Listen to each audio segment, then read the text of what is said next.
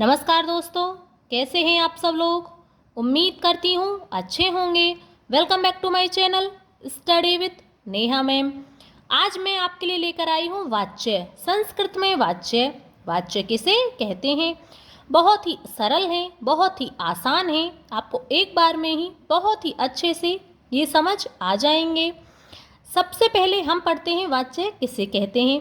अपनी बात कहने या अभिव्यक्त करने के तरीके को वाच्य कहते हैं। संस्कृत में वाच्य तीन होते हैं: कर्तृवाच्य, कर्मवाच्य और भाववाच्य। सबसे पहले हम पढ़ते हैं कर्तृवाच्य। जिन वाक्यों में क्रिया कर्ता के अनुसार प्रयुक्त हो उन्हें कर्तृवाच्य कहते हैं। कर्ता में हमेशा प्रथमा विभक्ति होती है, कर्म में हमेशा द्वितीय विभक्ति होती है, क्रिया हमेशा कर्ता पद के पुरुष वचन के अनुसार ही होती है। इस वाच्य का सूत्र है 1-2-1, यानी कि आपके कर्ता में प्रथमा विभक्ति, कर्म में द्वितीय विभक्ति और क्रिया कर्ता के अनुसार। इसमें अकर्मक और सकर्मक दोनों प्रकार की क्रियाओं का प्रयोग होता है। अब देखो, हम इसका उदाहरण देखते हैं। राकेशः फलं खादति। राकेश कर्ता, कर्म और क्रिया। कर्ता में प्रथमा विभक्ति, कर्म में द्वितीय विभक्ति और क्रिया कर्ता के अनुसार। अब हम इसके कुछ अन्य उदाहरण देखते हैं। रामः ग्रंथं पठति। रामः ग्रंथौ पठति। रामः ग्रंथान पठति। इनमें जो आपका कर्म है, पहले यहाँ पर एक वचन में, फिर द्विवचन में, फिर आपका बहुवचन में है, परंतु कर्म का क्रिया पर कोई प्रभाव नहीं पड़ता है। प्रभाव पड़ता है आपका यहाँ पर कर्ता का। कर्ता एक वचन का है तो क्रिया भी एक वचन की। छात्रः लेखं लिखति। छात्रौ लेखं लिखतः। छात्राः लेखं लिखन्ति। यहाँ पर कर्ता एक वचन का, क्रिया एक वचन की। कर्ता यहाँ पर द्विवचन का है तो क्रिया भी द्विवचन की। यहाँ पर कर्ता बहुवचन का है तो क्रिया भी आपके बहुवचन की होगी। अब हम कर्मवाच्य। जिन वाक्यों में क्रिया कर्म के अनुसार प्रयुक्त हो उन्हें कर्मवाच्य कहते हैं। कर्ता में हमेशा तृतीया विभक्ति होती है, कर्म में हमेशा प्रथमा विभक्ति होती है, क्रिया हमेशा कर्म पद के पुरुष विवचन के अनुसार ही होती है। इस वाच्य का सूत्र 3-1-1, यानी कि कर्ता में तृतीया विभक्ति, कर्म में प्रथमा विभक्ति और आपकी क्रिया होती है आपके कर्म के अनुसार। कर्मवाच्य में केवल सकर्मक क्रियाओं का प्रयोग होता है। उदाहरण देखते हैं हम। बालकेन पुस्तकम पठ्यते। कर्ता, कर्म, क्रिया। कर्ता में तृतीय विभक्ति, कर्म में प्रथमा विभक्ति और पठ्यते आपकी क्रिया है तो ये होगा आपका कर्म के अनुसार। आपके कर्तृवाच्य में जो क्रिया है वह चलती है कर्ता के अनुसार और कर्मवाच्य में जो आपकी क्रिया है वह चलती है कर्म के अनुसार। कर्मवाच्य व भाववाच्य में धातु रूप बनाने का तरीका। मूल धातु में यह जोड़ते हैं तथा उसके रूप आत्मनेपद में चलाए जाते हैं। जैसे पठ प्लस ये, पठ्यते, पठयेते, पठयन्ते। इसी प्रकार से आपके आत्मनेपदे के रूप चलते हैं। जैसे सेवते, सेवेते, सेवन्ते, पठ्यते, पठियेते, पठयन्ते। ये आपके इस प्रकार से आत्मनेपद के रूप चलते हैं। और परस्मयी पद के होते तो चलते पठती, पठत, पठन्ति। इस प्रकार से आपके परस्मयी पद के चलते हैं। अकारांत धातुओं में आ के स्थान पर ई हो जाता है। कैसे होता है? जैसे पा का हो जाएगा पियते, यहाँ पर आ है तो क्या हो गया? ई। धा में आ है तो हो गया यहाँ पर ई, धीयते। गा गीयते। स्था स्थीयते। ह्या हीयते। अब देखो, धातु के अंत में ई का ई तथा ऊ का ऊ हो जाता है, यानी कि छोटे ई का बड़ी ई हो जाता है और छोटे ऊ का बड़ा ऊ हो जाता है। जैसे ची चीयते, जी जीयते, हु हुयते, श्रु श्रूयते। ऋकारांत धातुओं में री को री हो जाता है, जैसे क्र क्रियते, हि हियते, म्र म्रियते, ब्र ब्रियते। अब देखो कुछ विशेष धातुएं जिनमें संप्रसारण होता है, अर्थात धातु के आदि अथवा उपदा के य का ई, वे का उ, रे का री हो जाता है। कैसे होता है अब ये हम देखते हैं।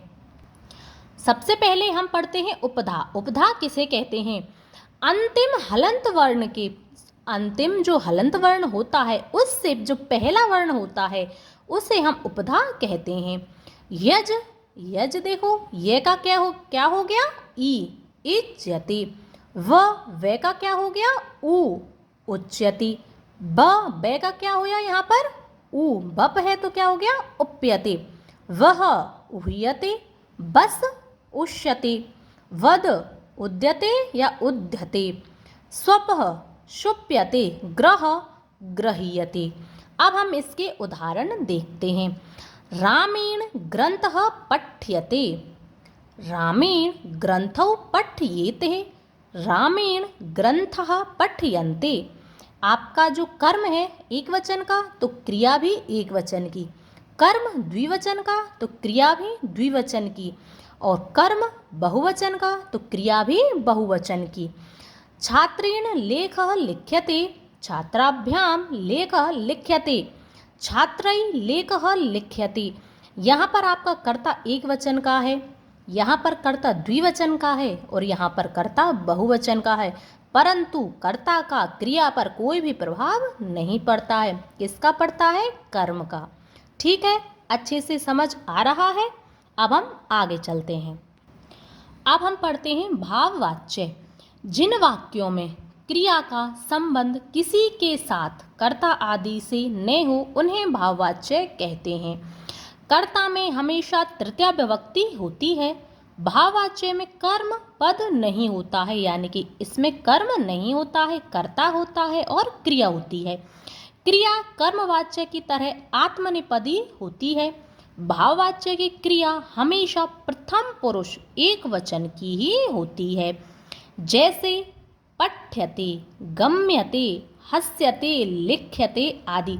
आपको क्रिया इसी प्रकार की देखने को मिलेंगी। अब हम उदाहरण की सहायता से समझते हैं। जैसे बालकेन बालकेन क्रीड्यते, बालकै क्रीड्यते। यहाँ पर आपका कर्ता एक वचन का है, तृतीया विभक्ति एक वचन, तो क्रिया एक वचन।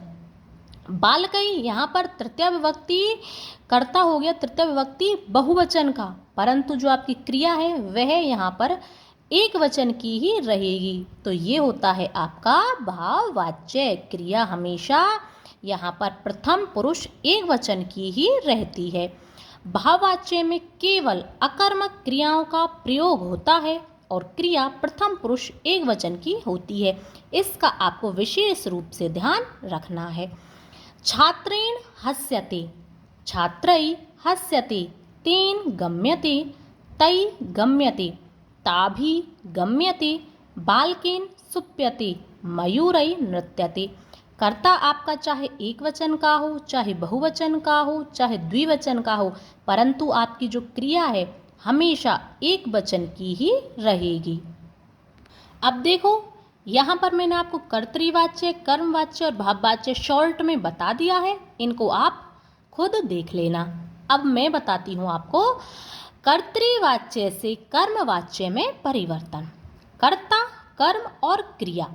कर्तृवाच्य में कर्ता में प्रथमा विभक्ति, कर्म में द्वितीय विभक्ति, कर्ता होता है आपका, इसके अनुसार कर्ता के अनुसार आपकी क्रिया होती है। कर्मवाच्य कर्ता में तृतीय विभक्ति, कर्म में प्रथमा विभक्ति, क्रिया आपकी कर्म के अनुसार। अब देखो, अब हम इनको परिवर्तित करते हैं। कर्तृवाच्य से हम करते हैं कर्मवाच्य में परिवर्तन। अहम विद्यालयं गच्छामि, मया विद्यालयः गम्यते, छात्राः पुस्तकानि पठन्ति, छात्रै पुस्तकानि पठ्यन्ते, पुत्रः मातरं सेवते, पुत्रेण माता सेव्यते। यानी कि कर्तृवाच्य में यहाँ प्रथमा विभक्ति होती है, कर्मवाच्य में यहाँ तृतीया विभक्ति होती है। ठीक है, यहाँ पर कर्ता के अनुसार क्रिया होती है, यहाँ पर कर्म के अनुसार क्रिया होती है। उम्मीद करती हूँ आपको अच्छे से समझ आ रहा होगा। कर्मवाच्य की क्रिया बनाने में धातु में ये जोड़ते हैं तथा आत्मनेपद में रूप चलते हैं। अब हम इसके कुछ अन्य उदाहरण और देखते हैं। छात्रः पुस्तकं पठति, छात्रेण पुस्तकं पठ्यते, बालकौ पुस्तकालयं गच्छतः, बालकाभ्यां पुस्तकालयः गम्यते, छात्राः विद्यालयं गच्छन्ति, छात्रै विद्यालयः गम्यते, अहम् उद्यानं गच्छामि, मया उद्यानं गम्यते, वयं फलानि खादामः, अस्माभिः फलानि खाद्यन्ते। यहाँ पर प्रथमा विभक्ति और यहाँ पर तृतीया विभक्ति, इस चीज़ को आपको ध्यान रखना है। क्रिया यहाँ पर कर्ता के अनुसार और यहाँ पर आपकी क्रिया कर्म के अनुसार, इसका आपको याद रखना है। अब हम कर्मवाच्य से कर्तृवाच्य में परिवर्तन करते हैं। अभी हमने किया था कर्तृवाच्य से कर्मवाच्य में, अब हम करते हैं कर्मवाच्य से कर्तृवाच्य में। कर्ता में तृतीया विभक्ति, कर्म में प्रथमा विभक्ति, क्रिया कर्म के अनुसार।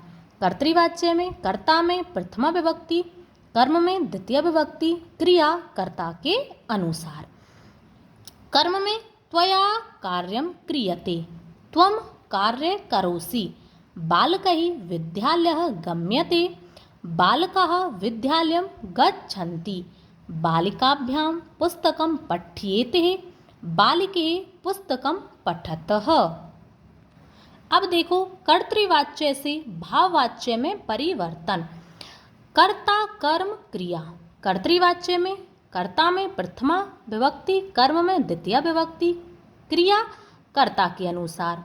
भाववाच्य में कर्ता तृतीय विभक्ति में, कर्म इसमें नहीं होता है और क्रिया हमेशा आत्मनेपदी में प्रथम पुरुष एक वचन की ही होती है।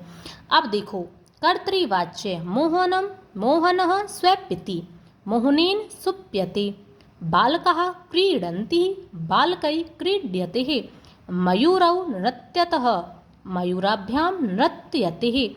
यहाँ आपको ध्यान रखना है कि चाहे कर्ता आपका एक वचन हो, चाहे बहुवचन हो, चाहे द्विवचन हो, जो आपकी ये क्रिया है हमेशा प्रथम पुरुष एक वचन में ही होगी। इस चीज़ का आपको याद रखना है, मैं इसीलिए आपको बार बार याद दिला रही हूँ। भाववाच्य में क्रिया आत्मनेपदी होती है, सदा प्रथम पुरुष एक वचन की ही होती है। अब देखो भाववाच्य से कर्तृवाच्य में परिवर्तन। भाववाच्य बालकेन बालकेन क्रीड्यते, वानरै क्रुध्यते, छात्रै हस्यते। कर्तृवाच्य में बालकः क्रीडति, वानराः क्रुदन्ति, छात्राः हसन्ति। ये थे आपके वाच्य, बहुत ही आसान, बहुत ही सरल हैं। मैंने आपको बहुत ही आसान तरीके से ये पढ़ा दिए हैं। उम्मीद करती हूँ आपको पसंद आए होंगे। यदि पढ़ाने का तरीका थोड़ा सा भी पसंद आए तो वीडियो को लाइक करें, शेयर करें, चैनल को सब्सक्राइब अवश्य कर लें और एक बार दो बार इनका रिवीजन कर लें। बिना रिवीजन के कोई भी चीज़ याद नहीं होती है, तो एक दो बार अगर आप इनका रिवीजन कर लोगे तो आपको बहुत ही आसान तरीके से, बहुत ही अच्छे से ये याद हो जाएंगे। यदि पढ़ाने का तरीका थोड़ा सा भी पसंद आया हो तो अच्छे अच्छे कमेंट्स करें। अब हम मिलेंगे नेक्स्ट वीडियो में, तब तक के लिए धन्यवाद।